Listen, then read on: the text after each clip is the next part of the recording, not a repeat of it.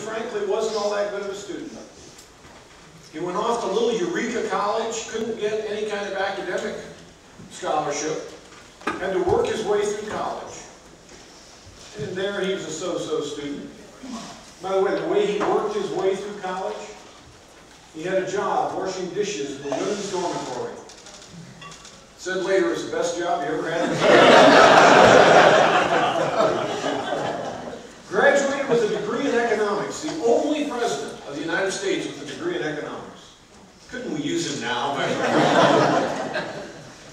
Educational backgrounds that really wouldn't have seemed to lead to the White House. How about their career paths?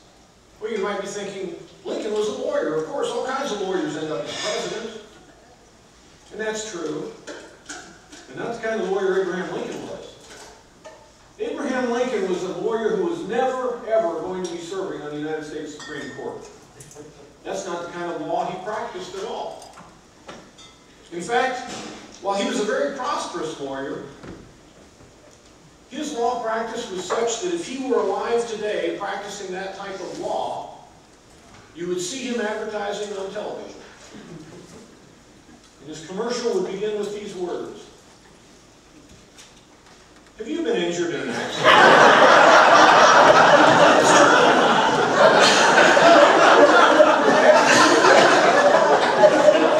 A few years ago, Professor, I think it's James Dirk, I may be wrong on the first name.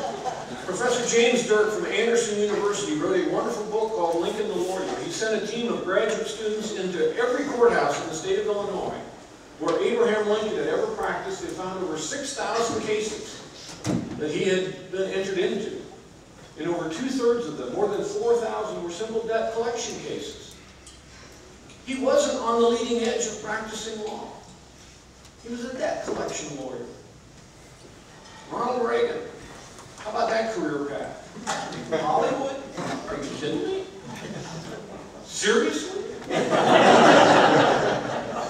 Ronald Reagan, as an actor, was at best kind of a B actor. He was, again, prosperous. He wasn't the top villain.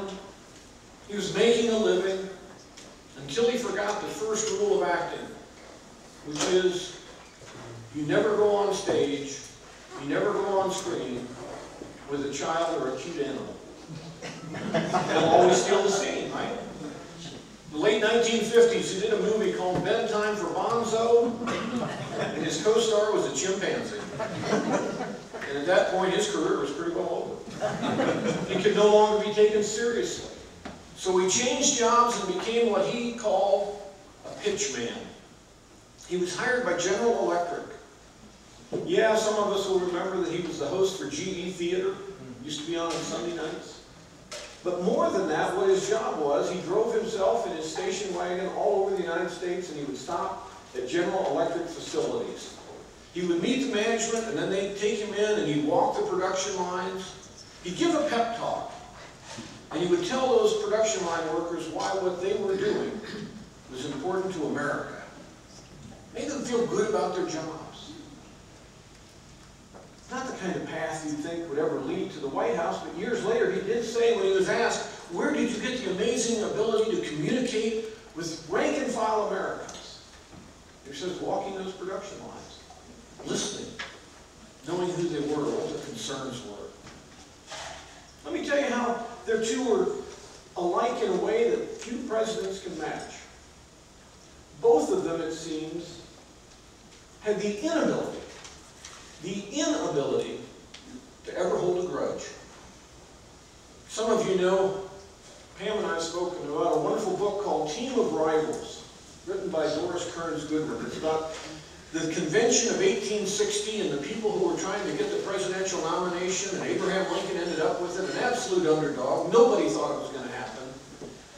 And people like William Henry Seward, and Salmon P. Chase and Edgar Bates, who were really favored to win the nomination, had been knocked off by this favorite son. The convention was held in Chicago that year. Abraham Lincoln. They were furious with Lincoln.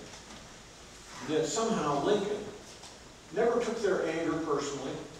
He worked with them, he cajoled them, he pandered them, if you will, flattered them, and ultimately brought each of them into his cabinet. and together they saved the country. I'll give you an even better example. In 1853, when the lawyer Lincoln was trying to kind of broaden from debt collection law, he was trying to picture himself as a corporate lawyer. He got on with a case, he was signed on retainer. The case is known as McCormick Reaper. McCormick Farm Implements, ultimately it became. They had a patent infringement case. They were forming a team of lawyers all over the country. Lincoln got signed on to be a retainer, and they told him to go meet with the chief lawyer, and they sent him down to Cincinnati. He was interviewed by the lead lawyer, whose name was Edwin Stanton. Stanton interviewed him for 15 minutes and fired him on the spot, called him a second-rate lawyer from a second-rate town in Springfield, Illinois. Did Lincoln hold a grudge? No. It was that same Edwin Stanton that 11 years later stood at the bedside in the Parker boarding house across from Ford's Theater at the moment Lincoln died and said, now he belongs to the ages. The guy who had fired Abraham Lincoln was in fact hired by Abraham Lincoln to be Secretary of War. And along with Seward and Lincoln, probably those three people truly did save the country. Ronald Reagan, he didn't hold a grudge. You know, when he set out to run for the presidency in 1976, he upset a lot of Republicans. Because we had a Republican president, his name was Gerald Ford. And when Reagan didn't like the way Ford was going, he thought he'd become too moderate, thought he was losing his way, came out against him and almost beat a sitting president in the primary process, and a lot of Republicans were beating up on Reagan every day for daring to take on a sitting Republican president. In 1980, when he was running then in the primaries, he laid out his economic system that he called supply-side economics. And some of the candidates who were running against him for the presidential nomination, who were Republicans, called it voodoo economics, fuzzy math. One of the campaign managers for one of those candidates said Ronald Reagan was just too old to be president, wasn't capable of serving, clearly didn't have what it takes because he was just an actor. That last person was James Baker, who was ultimately hired by Reagan to be Secretary of State and served as his Chief of Staff. By the way, the guy who called Reagan's economic policies voodoo economics, you've heard of him too. George Herbert Walker Bush, the person Ronald Reagan chose to be his vice president. Incapable of holding a grudge. And by the way, for all of you who stood here tonight in those primaries, remember those words? It's not personal. It's not. You know, those two men had great similarities, but their greatest similarity was in their ability to communicate and to do it in tough times. No president has ever gone through the type of 4 years that Abraham Lincoln went through as president. Think of this. 3% almost of the American population died during the Lincoln presidency in the Civil War. It would be like having a September 11th, 2001 event once a week, each week, for 4.5 years. 3,000 people dying every week, every week, every week. It was a time of incredible grief.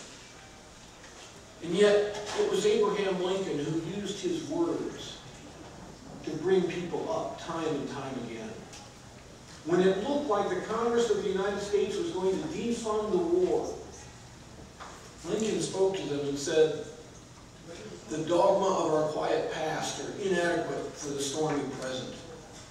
As the occasion is piled high with difficulty, we must rise to the occasion. We must think anew, we must act anew, and then we shall save our country. For the fiery trials through which we pass shall forever write us in honor or dishonor to the last generation. For we shall either nobly win or meanly lose. This, the last best hope of earth. Those words brought the Congress back. There was that incredible November 19th, 1863. Lincoln stood at Gettysburg and gave that most quoted speech ever given in the English language, the Gettysburg Address. But if you just think of it for its 272 words, you miss its real meaning. This is going to take a moment, but I'll always, from now on, from this day forward, when you hear the words Gettysburg Address, I want you to think of the mental image that I hope to paint right now. You know, the Battle of Gettysburg was actually many battles that occurred over 3 days in July. July 1st, 2nd, and 3rd of 1863. It was hot, humid. And during those 3 days, almost 10,000 Americans died at that little town. The town of Gettysburg consisted of just 2,400 people. And with 10,000 Americans lying dead in the wheat fields, in the orchards around Gettysburg, the people of Gettysburg didn't know what to do because the army was quickly on its way. So they did what they had to do because it was July and it was hot. They had teams of oxen pull plows, and they would go out and open up a strip of land in what's called a dead furrow, that first plow strip.